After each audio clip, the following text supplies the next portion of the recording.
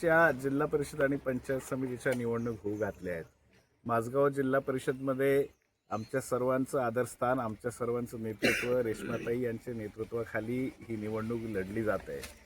माजी जिल्हा परिषद अध्यक्ष रेश्माताई यांचं प्लॅनिंग, यांचं एक्झिक्युशन हे आपल्याला सर्वांना इथे असलेल्या लोकांमध्ये दिसत असेल.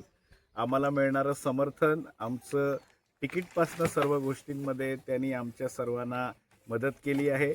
आणि आज इथे जे काही चित्र उभं केलं आहे ते या प्रत्येक माणसात त्याच्यानी ही निवडणूक सुरू झालेली आहे. त्यामुळे मुद्दे जर काय असतील तर तुम्हाला 100% सांगतो, पूर्ण गावाला एकत्र करून पूर्ण भावकीला एकत्र करणं हाच मुद्दा 100% समोर राहणार आहे.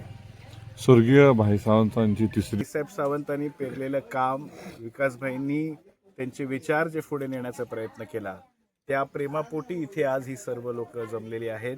आणि भाईसाहेबांच्या कार्यामुळे, विकासभाईंच्या कार्यामुळे, रेश्माताईंच्या कार्यामुळे, त्यांच्या कार्याचा आशीर्वाद म्हणून हा मला आणि सचिनजींना इथे मिळतोय. मला असं वाटतं इथे आमचे शांबाई असतील, इथे आमचे ग्रामपंचायत सदस्य कांचेसाहेब आहेत, आमचे नॅनू आहेत, इथे सर्व ग्रामपंचायत सदस्य सुद्धा आपले आहेत.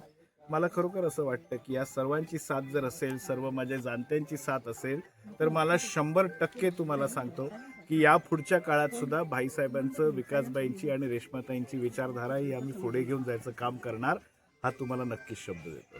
मी महादेवाच्या स्थळात उभे आहोत. सन्माननीय नितेशजी राणे साहेबांच्या नावाचा प्रचार, त्यांच्या विचारांचा प्रचार हा गावागावात नेणं एवढीच निष्पाप इच्छा आमची आहे.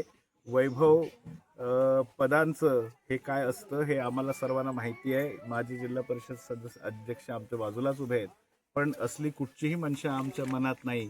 फक्त आणि फक्त नितेशजी राणे साहेबांचं काम हे पूर्ण युवकांपर्यंत नेणं, माझ्या माई माऊलींपर्यंत नेणं आणि त्यांचा विचार या जिल्ह्यात पेरणं हे एकमेव काम हे आमचं राहणार, हा शब्द तुम्हाला देतो. बाकी आम्हाला कसलीच मनशा नाही. आमच्या गावाची सेवा करायला मिळाली, या सर्वांचं नेतृत्व करण्याचं सौभाग्य मिळालं, हे एवढंच आमच्यासाठी. याच गोष्टीला आम्ही नतमस्तक आहोत. बाकी कसलीच अपेक्षा नाही आहे आम्हाला. मी ह्याला बंडखोरी म्हणणार नाही. हे जे कोणी समोर आमच्या निवडणुकीला उभं राहिले ते सर्व आमचेच कार्यकर्ते आहेत.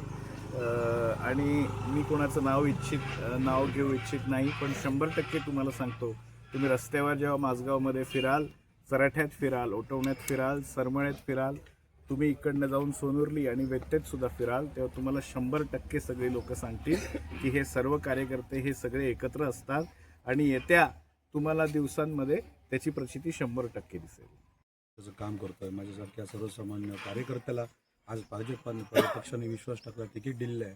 मी नक्कीच, मला जर संधी मिळाली, निवडून दिलं तर मी पुढची 5 वर्ष या गावासाठी वाहून घेईन.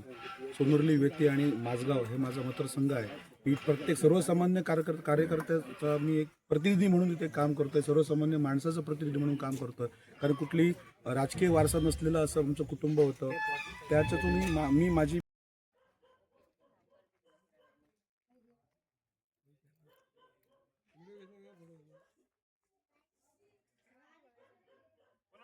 बाबासाहेब आंबेडकरांचा